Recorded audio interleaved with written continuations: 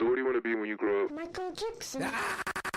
And I thought Hondas were the only cars from the 90s blessed with a spell of timelessness. Look at this thing. Does this look like a 23-year-old car to you? This vehicle is way past being an adult. It's not dealing with high school drama anymore. It's way past wearing what the cool kids are listening to these days. This 318 Ti is supposed to be all grown up now. It has to wear decent clothes and look for job opportunities. And yet, some people still don't let it grow up as it should.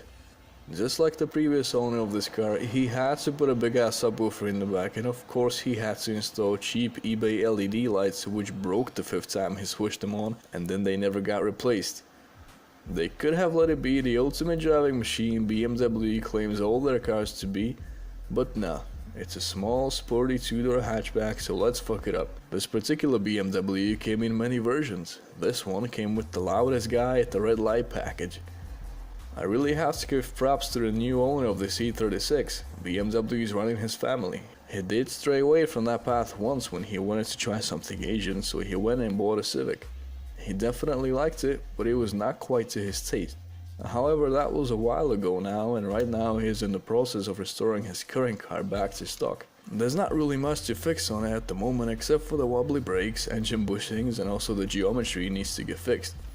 All of these things are of course things you would expect to find on a car of this type. By that I mean somewhat neglected by the previous owner who was more interested in turning heads than anything else. Driving this car feels really great. It doesn't really feel like you're driving a little hatchback though, it feels more like a mid-size sedan with some surprisingly good driving capabilities and a decently fast revving 1.8 liter engine. And even though it's not very light for a hatchback, the 140 horses are pushing it forward pretty nicely.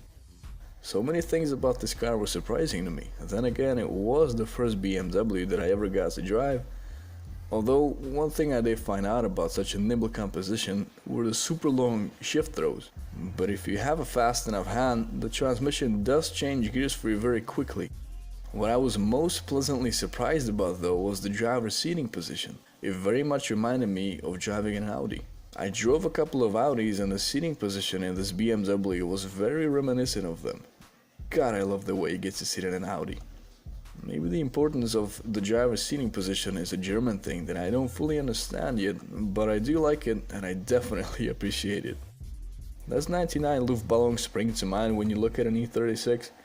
Me, I think of all the cool photos with the thousands of likes at #Beamergram on Instagram, and I wish I could give this car a more proper photo shoot myself. Even if it's not quite the looker from the outside, you get to appreciate your car most of all from the inside anyway.